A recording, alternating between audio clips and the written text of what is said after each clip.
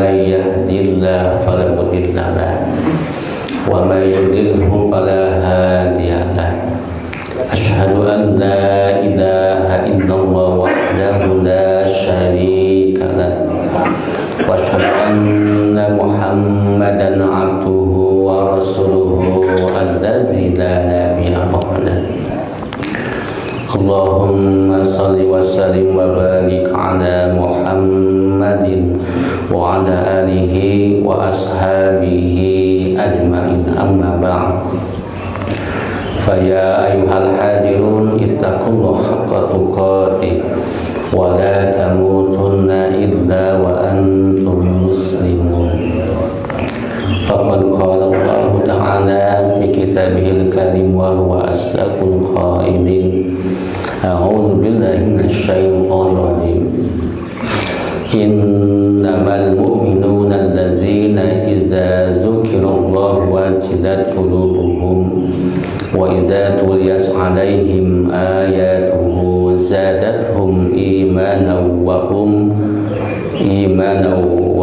يتوكلون وعلى ربهم يتوكلون الذين يقيمون الصلاة ومما رزقناهم ينفقون أولئك هم المؤمنون حقا لهم درجات عند ربهم ومغفرة ورزق كريم صدق الله العظيم. Pertama-tama dan yang paling utama, marilah kita panjatkan puji dan syukur kita kepada Allah Subhanahu wa taala yang bahwasanya pada kesempatan pagi yang sejuk ini kita masih diberikan kesempatan hidup oleh Allah Subhanahu wa taala. Kita masih diberikan kesehatan, usia panjang, sehingga alhamdulillah pada kesempatan yang berbahagia ini, pada ahad ini kita masih diberikan kesempatan hidup oleh Allah Subhanahu wa taala untuk dapat melaksanakan salah satu tugas dan kewajiban kita, yaitu ibadah. Tentunya kita berharap kepada Allah Subhanahu wa taala mudah-mudahan ibadah, aktivitas, kegiatan kita pada hari ini adalah lindungan rahmat maghfirah Allah Subhanahu wa taala. Amin ya rabbal alamin.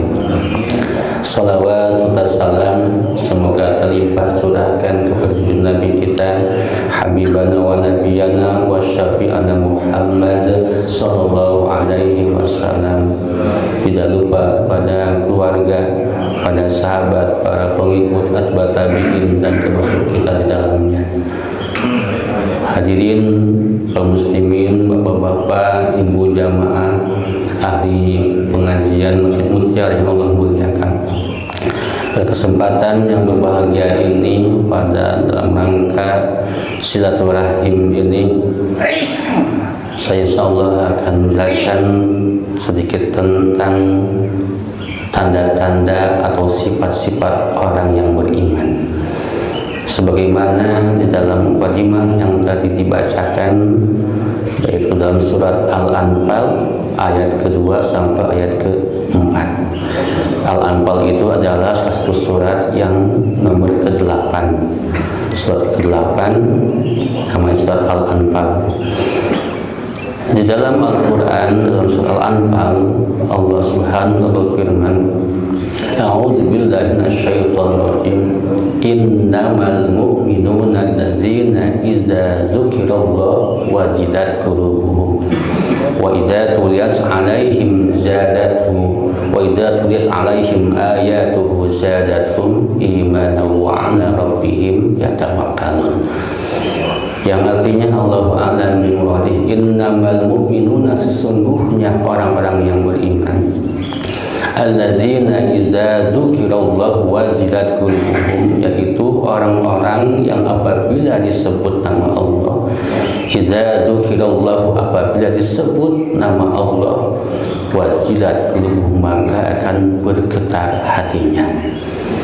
Wa idza tuliyat 'alaihim ayatuhu, dan apabila dibacakan ayat-ayat Allah kepada mereka orang mukmin, zadathum imanan, maka akan bertambah keimanan mereka.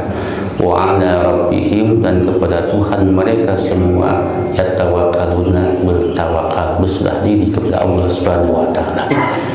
Dalam ayat tersebut, yaitu dalam surat Al-Anfal ayat kedua, Allah Subhanahu wa taala menjelaskan, menerangkan tentang ciri-ciri atau sifat-sifat orang yang beriman. Sifat-sifat orang yang beriman yang pertama adalah idza dzukirallah wajilat qulubuhum. Apabila disebut nama Allah, maka wajilat qulubuhum, akan bergetar hatinya. Jadi ketika kita mendengar asma Allah, ketika mendengar nama Allah, maka dalam hati kita itu akan rasa bergetar. Bahkan dalam kitab Ibnu Katsir, tafsir Ibnu Katsir, dijelaskan Imam Al-Mujahid dan Imam Abu Qatadah bahwa yang disebut dengan wajilat qulubuhum, bergetar hati, adalah merupakan suatu perumpamaan min khasyatillah, dikatakan takut kepada Allah Subhanahu wa taala. Jadi bergetar hati ketika dibacakan, ketika disebut nama Allah, ini merupakan salah satu pekerjaan, perbuatan yang abstrak yang tidak akan bisa dilihat oleh orang lain. Bergetarnya hati kita ketika disebut nama Allah merupakan salah satu perbuatan yang abstrak dan orang lain tidak akan bisa melihat dan mengetahui, merasakan bergetar tidaknya hati kita ketika disebut nama Allah Subhanahu wa taala. Yang tahu adalah diri pribadi kita masing-masing dan Allah Subhanahu wa taala. Maka subhanallah, ketika kita mendengar asma Allah, mendengar nama Allah, baik ketika adzan ataupun ketika membacakan asmaul husna, maka ketika itu dibacakan sebut nama Allah akan bergetar hati kita, maka berarti itu merupakan tanda-tanda atau ciri-ciri sifat-sifat orang yang beriman. Akan tetapi yang bisa mengetahui apakah ketika disebut nama Allah, ketika kita mendengar nama Allah itu hati kita bergetar, tidaknya hanya diri kita yang bisa mengetahui, merasakannya. Dan ketika hati kita bergetar ketika disebut nama Allah, maka berarti sudah mendapatkan ciri atau tanda orang yang beriman. Dan ketika disebut hati kita tidak bergetar, mungkin pertanyaan ada apa dalam hati kita itu. Maka di dalam Al-Quran dikatakan bahwa hati manusia itu terbagi menjadi 3 bagian. Yang pertama ada hati qalbun salimun, ada hati yang selamat. Yang kedua ada qalbun maridun, ada hati yang sakit. Dan yang ketiga ada qalbun maitun, ada hati yang mati. Kalau hati yang qalbun salim, yang selamat, adalah hatinya orang yang beriman. Kalau hati yang sakit adalah hatinya orang yang munafik. Bahkan dalam Al-Quran dikatakan dalam surat awal Al-Baqarah, fi qulubihim maradun fazadallahumullahu maradan. Dan ketiga, hati orang yang kafir adalah hati yang mati. Ketika diseru nama Allah, disebut nama Allah, maka akan biasa-biasa saja. Dan ini adalah ketika hati kita disebut nama Allah biasa-biasa saja, mungkin hati kita itu ada salah satu dosa atau maksiat yang oleh kita belum ditaubatkan.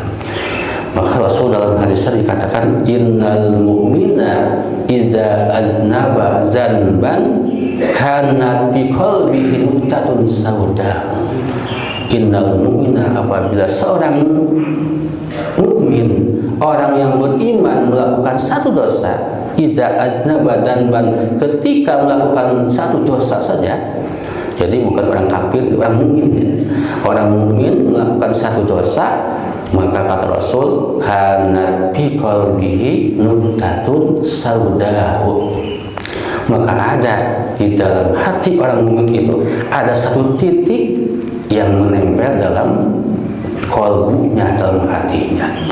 Jadi mungkin kalau saya ibaratkan bahwa hati itu diibaratkan kertas yang putih, yang belum ada coretan, belum ada tinta, tulisan hitam, merah atau biru dan sebagainya.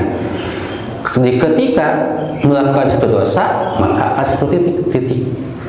Misalnya orang mungkin melakukan dosa dan dia tidak bertobat, maka dalam kertas putih itu ada titik hitam yang digoreskan, dituliskan dalam titik itu. Rasul dalam hadis selanjutnya, wa in taba wa naza'a wastaghfara saqula qalbu.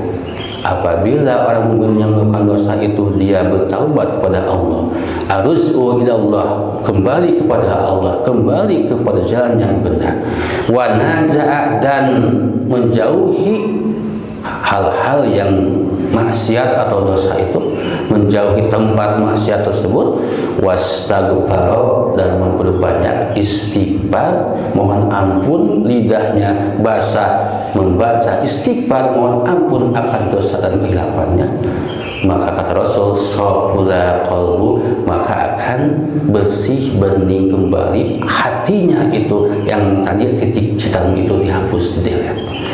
Maka subhanallah, itulah fungsi kita beristighfar, fungsinya kita bertaubat, bahwa akan menghapus dosa, kehilapan, kesalahan kita kepada Allah Subhanahu wa ta'ala. Ketika kita melakukan dosa, kita beristighfar, astagfirullahaladzim. Ketika kita melakukan dosa, kita bertaubat kepada Allah. Ketika kita berdosa, kita menghindari, menjauhi tempat maksiat itu, maka dosa tersebut akan dihapus oleh Allah Subhanahu wa ta'ala. Tidak ada dosa yang kecil tapi terus kita ulang-ulang dilakukan tanpa kita istighfar, tanpa kita mohon ampun, tanpa kita bertaubat kepada Allah, maka dosa itu akan menjadi besar.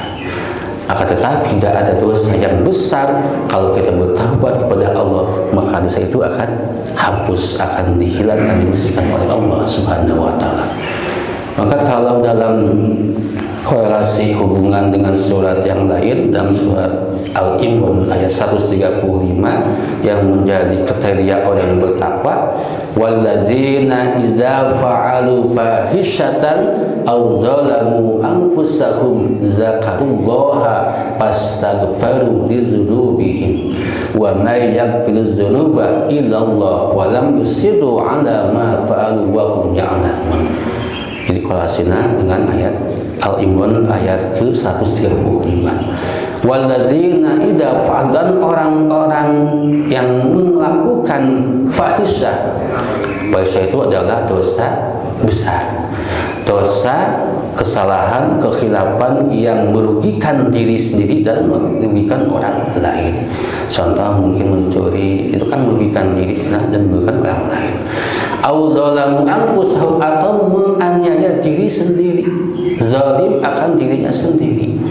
Maka kriteria orang yang bertakwa dalam surat Al-Imran tersebut, kalau kita hubungkan fadzkurullaha, maka dia cepat-cepat ingat kepada Allah. Ini dosa, ingat. Oh, ini dosa, ingat kepada Allah. Fastaghfaru lidzunubihim, kemudian mohon ampun kepada Allah Subhanahu wa ta'ala atas dosa-dosa yang dia lakukan. Wa may yaghfiru dzunuba illallah, dan tidak ada dosa, tidak ada zat yang mampu, yang bisa menghapuskan, mengampuni dosa-dosa illallah, kecuali Allah Subhanahu wa ta'ala. Maka walaupun kita banyak dosa, tapi insya Allah kalau kita mengajar niat bertaubat, maka insya Allah dosa itu akan dihapus. Contoh, ketika dalam salah satu riwayat dikatakan dalam kitab Riyadhus Shalihin bahwa ada seorang pemuda, yang orang pemuda tersebut dia telah melakukan banyak dosanya, sehingga saking banyak dosanya dia sampai membunuh orang yang tidak berdosa kurang lebih 99 jiwa yang melayang oleh orang tersebut. Maka dia diberikan hidayah oleh Allah, diberikan petunjuk oleh Allah untuk ingin memperbaiki dirinya, untuk ingin bertaubat kembali kepada jalan yang benar, kembali kepada jalan Allah, sehingga dia diberikan hidayah oleh Allah untuk mencari orang yang bisa menunjukkan bagaimana dia bertaubat kepada Allah. Maka dia berkelana, kemudian dia mencari seorang yang bisa menunjukkan dia bisa bertaubat, yang menuntun, seorang guru yang bisa menuntun dirinya untuk bertaubat, untuk kembali ke jalan Allah, jalan yang benar. Maka dia ditunjukkan oleh seseorang kepada orang yang orang tersebut adalah pendeta. Kemudian dia datang kepada pendeta, kemudian dia mengutarakan maksudnya, wahai pendeta, saya datang ke sini jauh-jauh ingin dibimbing supaya saya jadi orang yang benar. Saya ada pertanyaan, apakah saya yang begitu banyak belum dan dosa sehingga dosa itu kalau saya kumpulkan masih banyak gitu, apakah saya bisa bertaubat dan taubat itu bisa diterima oleh Allah, dosa saya bisa dihapuskan oleh Allah?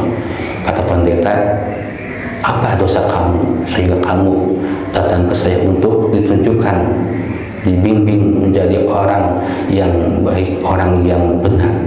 Kata orang tersebut, saya telah membunuh 99 jiwa tanpa dosa. Kata pendeta itu, ini tidak bisa diampuni, Tuhan tidak akan bisa mengampunimu. Maka pemuda itu karena tidak bisa ditunjukkan dia tidak bisa bertaubat, maka dia marah, kemudian membunuh pendeta tersebut. Jadi 100 orang jiwa yang telah dibunuh oleh tersebut. Dia mencari lagi, berkana lagi mencari orang yang bisa menunjukkan dia sebagai gurunya, yang bisa membimbing untuk bertaubat. Dan akhirnya dia menemukan seorang guru, seorang ulama, dan dia mengutarakan maksudnya bahwa dia banyak dosa, yaitu membunuh orang, jiwa 100 jiwa tanpa dosa. Maka kata orang tersebut, guru tersebut, jangankan 100.000 pun, kalau kamu bertaubat kepada Allah dan menyesali dan tidak akan kembali berbuat dosa tersebut, maka Allah Subhanahu wa Ta'ala akan mengampuni dosa-dosa kamu sekarang. Maka orang tersebut, pemuda tersebut, ya insaf, bertaubat, kemudian ya menjalankan sebagaimana ajaran agama, dan akhirnya dia diwafatkan oleh Allah dalam keadaan bertaubat. Subhanallah. Artinya tidak ada dosa. Kalau kita bertaubat, maka insya Allah dosa itu akan diampuni oleh Allah Subhanahu wa Ta'ala. Kenapa? Karena Allah Al-Ghafur, Allah Maha Pengampun. Hadirin jamaah yang Allah muliakan, itu yang pertama. Kemudian dalam hadis yang tadi, ketika fa'in zadathu hatta tagliqa qalbah. Lanjutan hadis Rasul itu, fa'in zadathu hatta tagliqa qalbah. Apabila orang mukmin itu dia melakukan dosa, tapi dia tidak bertaubat kepada Allah, tidak menghindari, menjauhkan dari tempat maksiat, tempat dosa, dan tidak memperbanyak lisannya untuk bertaubat, istighfar, maka zadathu, maka titik hitam itu akan bertambah.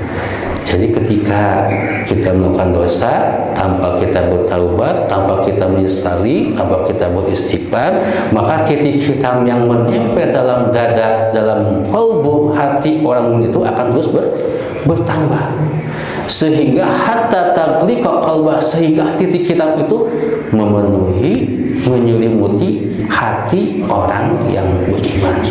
Maka subhanallah, kalau kita banyak berbuat dosa apapun kecil, itu akan mempengaruhi hati kita.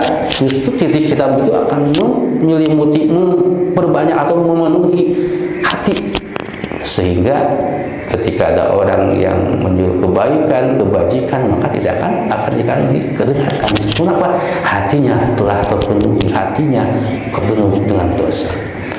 Maka kata Rasul, wa dzalika ra'nu alladzi dzakarahu Allah bil Qur'an.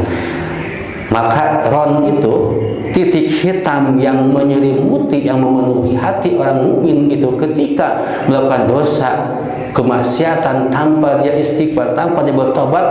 Zalika ra'nu, itu adalah ra'on yang disebutkan oleh Allah dalam Al-Quran, yaitu dalam surat Al-Mutaffifin ayat 14. Jadi Bapak Ibu jamaah semuanya bisa mencek dalam surat Al-Mutaffifin ayat ke-14 itu ada kalimat ra'nu. Kalla bal rana ala qulubihim ma kanu yaksibun. Kalla, tidak seperti itu. Bal rana, bahkan titik hitam yang menyelimuti hatinya itu disebabkan bima kanu yaksibun, disebabkan karena melakukan dosa kalian semua. Maka subhanallah, ketika kita melakukan dosa, maka kita arju ila Allah, kembali kepada Allah. Wasari'u ila magfiratin mir rabbikum wa jannah. Maka berburuklah, bersegeralah untuk mendapatkan ampunan Allah dan untuk mendapatkan surganya Allah Subhanahu wa taala. Itu yang pertama. Jadi kriteria atau ciri orang yang beriman yang pertama adalah idza dzukirallah wajilat qulubuhum, ketika dibacakan, ketika disebut nama Allah maka akan bergetar hati kita. Yang kedua, kriteria sifat-sifat orang yang mukmin yang dicatat dalam Al-Qur'an surat Al-Anfal ayat 2 itu, wa idza tuliyat alaihim ayatuhu zadatuhum imana. Dan ketika dibacakan kepada orang-orang mukmin itu ayat-ayat Allah, zadatuhum, maka akan bertambah, bahkan tebal, bertambah keimanannya. Jadi ketika dibacakan ayat-ayat Allah, ayat di sini bisa ayat kauliyah Al-Quranul Karim ataupun ayat kauniyah, tanda-tanda kebesaran Allah, tanda-tanda adanya Allah, yaitu berupa alam semesta, langit, bumi, dan semuanya itu ketika dibacakan maka akan bertambah keyakinan, bertambah keimanannya. Maka dalam kitab Ibnu Katsir dijelaskan bahwa korelasi atau hubungan surat Al-Anfal ayat yang kedua, yaitu wa idza tuliyat alaihim ayatu zadatuhum imanan, ini korelasinya, hubungannya dengan surat At-Taubah ayat 124. Bapak Ibu bisa mengecek dalam surat tersebut, surat At-Taubah ayat 124, Allah berfirman, wa idza unzilat suratum faminhum may yaqulu ayyukum zadathum hadhihi imanan fa ammal ladzina amanu fazadathum imanan wa hum yastabshirun. Idza unzilat, dan apabila diturunkan suratun, satu surat kepada orang-orang munafik, paman maka di antara mereka itu mengatakan, wa minhum may yaqulu, di antara orang munafik itu ada yang mengatakan ayyukum zadathu imanan, apakah kalian semua dengan diturunkan ayat itu akan bertambah keimanannya, kata orang munafik kepada teman-temannya.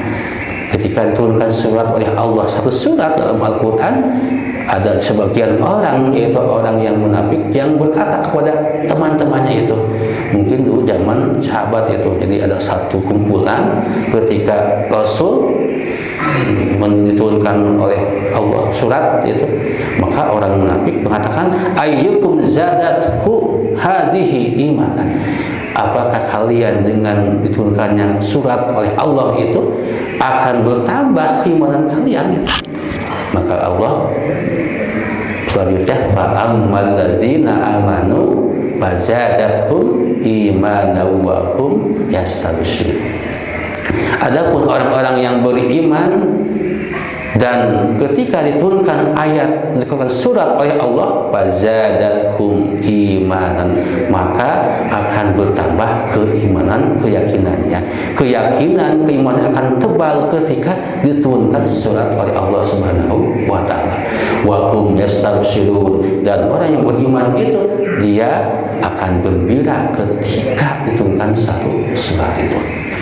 Maka surat ini atau ayat ini dalam salah satu kitab yaitu Ibnu Katsir menjelaskan bahwa Imam Al-Bukhari dan imam-imam yang lainnya bahwa ayat ini menjelaskan tentang bahwa iman itu bisa bertambah, bisa berkurang.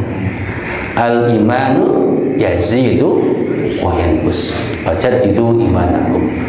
Iman itu kadang-kadang bertambah, iman itu kadang-kadang berkurang. Kata Rasul, fajaddidu imanakum, perbaharuilah iman-iman kalian semua.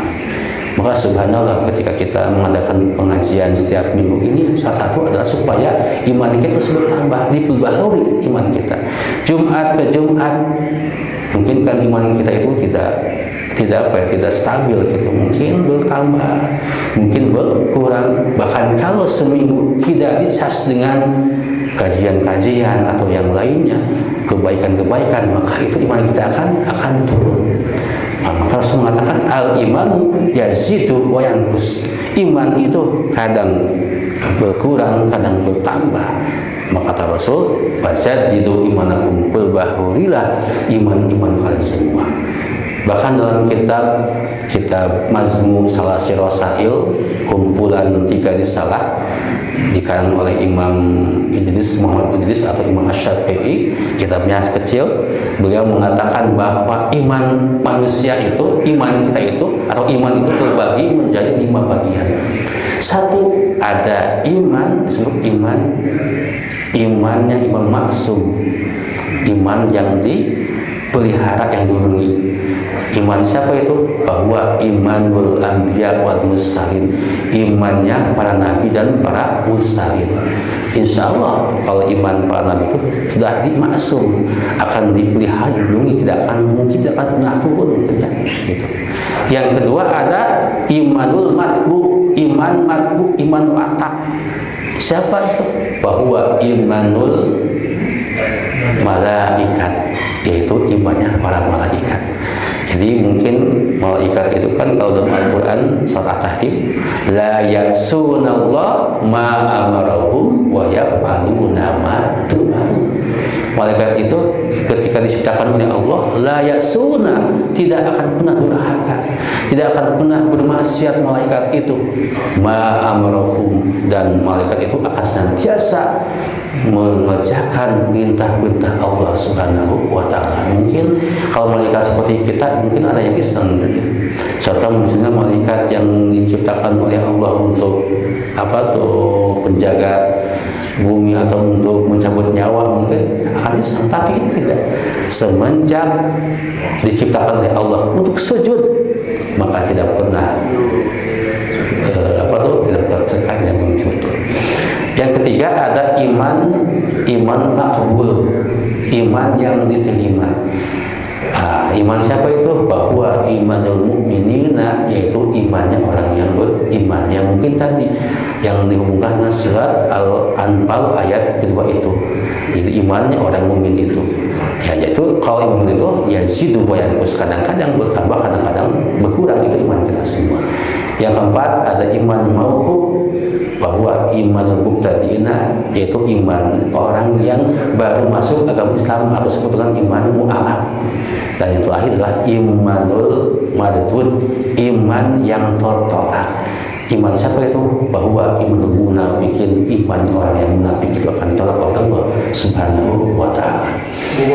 Hadirin rahimakumullah.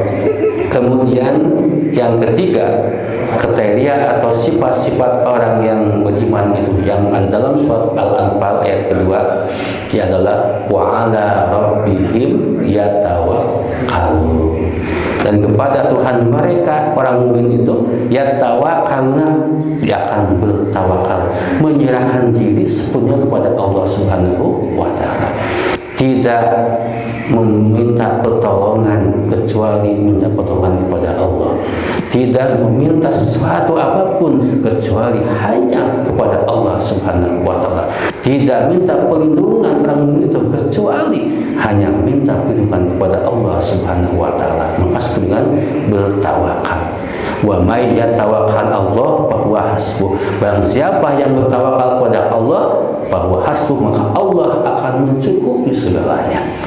Kalau kita bertawakal kepada Allah, menyerahkan diri, setelah kita maksimal berikhtiar, maka kita bertawakal kepada Allah Subhanahu wa taala. Dan yang keempat, tanda kriteria ciri sifat orang yang beriman adalah alladzina yuqimunas sholata wa mimma razaqnahum yunfiqun. Kalau ayat yang tadi, ayat yang kedua itu menjelaskan tentang keyakinan i'tiqad orang yang beriman, atau kriteria sifat i'tiqad atau keyakinan orang beriman, keyakinan orang beriman. Ayat yang ketiga ini menjelaskan tentang amaliyah orang yang beriman. Yang keempat apa? Alladzina yuqimunas sholata, dan orang-orang yang mendirikan sholat 5 waktu. Jadi orang yang mendirikan, melaksanakan sholat 5 waktu, maka ini merupakan satu kriteria sifat orang yang beriman. Al-Mujahid dalam kitab Ibnu Katsir jelaskan bahwa yang sebut dengan mendirikan sholat, yuqimunas sholat, adalah menjaga waktu-waktu sholat, menjaga waktu-waktu sholat yang telah ditentukan oleh Allah Subhanahu wa taala. Maka dalam hadis dikatakan awwalu ma yuhasabul insan yaumal qiyamah as-shalah. Paling pertama yang dihisab, ditanya seorang hamba nanti di hari kiamat adalah as-shalah, salat 5 waktu. Ketika salatnya sempurna, maka sempurnalah semua amal ibadahnya. Ketika salatnya tidak sempurna, maka tidak akan sempurna juga amal ibadah yang lainnya. Maka adalah salat yang 5 waktu. Kemudian juga dalam keterangan lain, Ibnu Katsir jelaskan yang dimaksud dengan mendirikan sholat atau yuqimunas sholat itu adalah menjaga waktu sholat, kemudian juga kekhusyuan juga dijaga, kemudian juga rukun dalam sholatnya dilaksanakan seperti itu. Dan yang keempat adalah wa mimma razaqnahum yunfiqun, dan dari sebagian rezeki yang kami telah diberikan kepadamu orang mukmin, maka yunfiquna, mereka orang iman itu menginfakkan rezekinya dari Allah. Jadi kalau kita lihat dalam ayat tersebut wa mimma razaqnahum, dan dari sebagian, tidak semuanya rezeki yang dimiliki oleh orang mukmin itu diinfakkan, tapi hanya sebagian saja, tidak semuanya. Maka dalam ayat lain, kalau kita hubungkan dalam surat Al-Munafiqun ayat terakhir itu, Allah menjelaskan wa anfiqu mimma razaqnakum min qabli ayyatiya ahadakumul maut fayaqula rabbi laula akhartani ila ajalin qarib fa asaddaqa wa akum minas shalihin. Ini salah satu gambaran ketika ada dua pendapat. Ini ada orang yang ketika ada di alam barzah, alam kubur, dia menginginkan kalau dikembalikan oleh Allah maka dia akan bersedekah.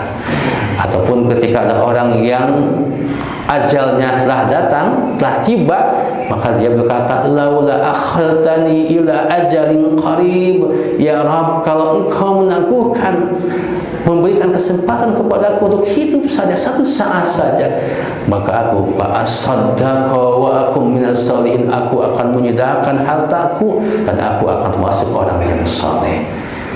Maka pertanyaannya, kenapa sedekah yang disebutkan, yang diminta oleh orang yang ketika ada dalam barzah kubur, atau ketika orang yang akan sakaratul maut, yang diminta itu adalah akan sedekah, tidak salat yang lainnya. Dikarenakan sedekah atau infak itu pahalanya, ganjarannya sangat dahsyat sekali. Mungkin itu. Bahkan kan kalau hadis idza matabnu adam in qata'a amalu illa min salasin shadaqatin jariyatin aw ilmin yuntafa'u bi aw waladin shalihin yad'ulah.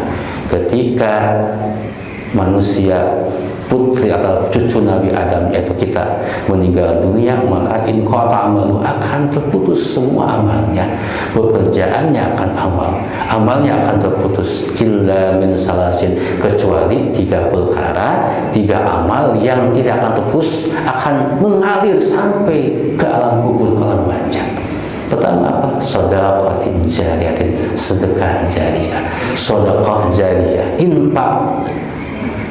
Yang kedua, au ilmin yuntaqabi, ilmu yang bermanfaat, au waladin shalihin yad'ulah. Yang ketiga adalah memiliki putra putri yang soleh soleha, yad'ulahu, yang senantiasa mendoakan orang tuanya. Itu akan mengalir terus. Ini hadis sahih Imam Bukhari. Yang pertama. Kemudian dalam ayat terakhir, itu ayat yang keempat, lahum darajatun indallah, lahum darajatun indallah wa maghfiratun wa rizqun karim. Dan bagi orang-orang yang, bahkan ayat selanjutnya, ulaika humul mu'minuna haqqo, maka mereka itulah yang memiliki sifat-sifat yang tadi. Yang pertama, ketika disebut bergetar, ketika disebut nama Allah bergetar hatinya.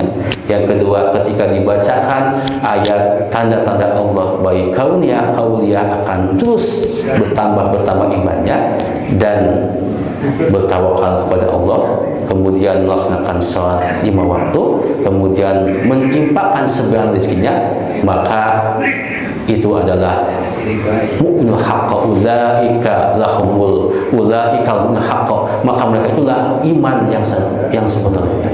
Jadi ternyata orang yang tadi, yang 5 poin itu, 5 pekerjaan, yang 2 adalah keyakinan hati, dan yang ketiga adalah amaliyah, maka itu kriteria sifat-sifat orang yang memiliki iman yang sebenarnya iman. Ulaika lahumul haqq, dan mereka itu adalah iman yang sempurna. Kemudian lahum darajatun, terakhir, bagi mereka orang yang beriman itu, yang memiliki 5 kriteria sifat orang mukmin itu, lahum darajatun indallah, akan memiliki derajat-derajat di sisi Allah Subhanahu wa taala, akan diberikan kedudukan yang tinggi, yakni kedudukan dan tempat nanti di surga Allah Subhanahu wa taala. Bahkan dalam satu hadis dikatakan, Rasul mengatakan dalam hadisnya, inna ahlal jannati la yarawnal ahlal adrajatil ula, sesungguhnya penghuni surga nanti di surga itu akan melihat derajat kedudukan yang tinggi. Kama tarawunal al-kawakiba al-ghamira, seperti engkau, kata Rasul, akan bisa melihat bintang-bintang yang jauh yang ada di cakrawala, di ubukil sama, di cakrawala, di langit cakrawala. Maka kata Rasul, wa anna Aba Bakrin wa Umar minhum wa an Amr, dan nanti Umar bin Khattab, kemudian juga Abu Bakar As-Siddiq akan ada di antara mereka, yaitu mendapatkan kedudukan yang tinggi di sisi Allah Subhanahu wa taala, dan mereka akan wa'an ama, akan diberikan memperoleh kenikmatan dari Allah nanti di surga. Subhanallah.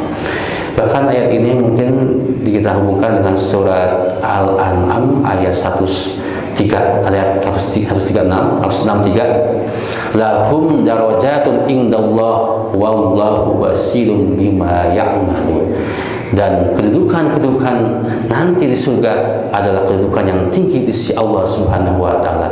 Wallahu basirun bima ya'malun, dan Allah akan mengetahui apa-apa yang telah kalian mereka kerjakan.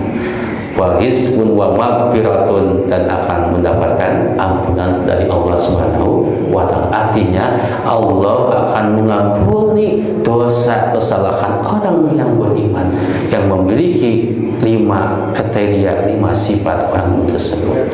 Wa rizqun karim, dan akan mendapatkan rezeki yang sangat mulia, yang sangat banyak. Perihal rezeki itu adalah ma yuntafa'u bih, sebagai ulama bahwa rezeki itu adalah mayun tabaubi, sesuatu yang dapat dimanfaatkan oleh kita, itu sebetulnya rezeki. Mayun tabaubi, sesuatu atau segala sesuatu apa saja yang bisa dimanfaatkan oleh kita, maka itu sebetulnya itu rezeki. Jadi bukan hanya terfokus dengan TUIT, bukan, tapi segala sesuatu, kesehatan, kalir, kemudian memiliki anak yang saleh, soleha, itu merupakan salah satu rezeki. Bahkan ulama membagi 3 bagian rezeki itu, atau yang disebut dengan rezeki itu. Pertama adalah ma yulbasu minhu bahwa rizqun. Yang disebut dengan rezeki adalah apa yang telah dipakai, pakaian yang telah kita pakai, itu disebut dengan rezeki. Jadi kalau kita memakai kopiah hari ini, kemudian pakai samping, pakai gamis, itu adalah rezeki kita.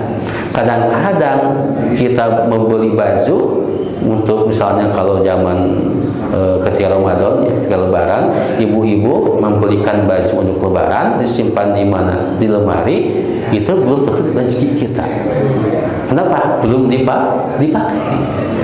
Dan yang disebut dengan rezeki itu adalah mayul basu minhu, bahwa rizkun, pakaian yang telah dipakai oleh kita. Kadang-kadang baju untuk Lebaran disimpan di lemari, pas mau dipakai kuberit atau korayap gitu. Oh, lain rezekinya cina gitu, hanya peribahasa, bukan rezekinya gitu. Itu yang pertama. Jadi yang kita pakai itu merupakan rezeki kita, itu baju. Yang kedua, ma yut'amu minhu bahwa rizqun. Yang kedua, yang sebetulnya rezeki adalah makanan yang telah kita makan. Mungkin hari ini kita sarapan lontong atau lontong kari atau nasi padang, atau itulah yang rezeki kita. Sedangkan makanan yang ada di rumah yang kita buat tapi belum dimakan, belum tentu itu rezeki kita. Contoh misalnya ibu-ibu menyediakan makan untuk keluarganya, misalnya membuat masakan opor ayam atau makan daging, ya, rendang, itu disimpan di atau di tempat makanan. Tiba-tiba ada kucing, dimakan sama kucing. Oh, bukan rezekinya, rezeki kucing itu ya. Pernah saya ketika ngisi di Masjid Al-Hidayah, tempat rumah di Halte, ketika itu kebetulan dikasih oleh mungkin tetangga gitu, ini Ustaz ada ini rezeki ikan pepes ikan itu. Alhamdulillah, dalam hati saya gitu ketika itu, aduh ini mungkin enak ya gitu makan. Tapi kebetulan karena waktu mepet, sudah maghrib, ngisi masjid sampai isya, kebayang-bayang ketika isya itu, ingat enak kalau misalnya makan pepes ayam itu. Pas pulang, subhanallah, kucing telah memakannya. Sampai bumbunya itu habis, Bapak Ibu, subhanallah. Hati kita, aduh, kucing. Tapi kita ingat, ini bukan rezekinya gitu, rezeki kucing. Kita impakan saja gitu. Seperti itu ya gitu.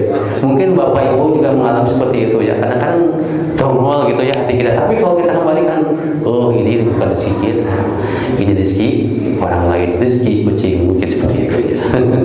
Yang terakhir adalah mayun paku minhu bahwa rizqun.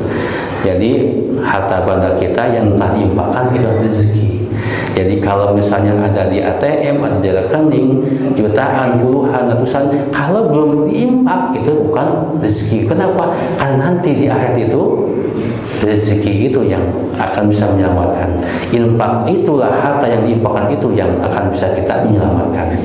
Sebagaimana tadi kan, wa anfiqu mimma razaqnakum min qabli ayati ahadakumul maut fa yaqulu rabbi laula akhartani ila ajalin qarib fa asaddaqa wa akum minas sholihin. Itu kan terakhir.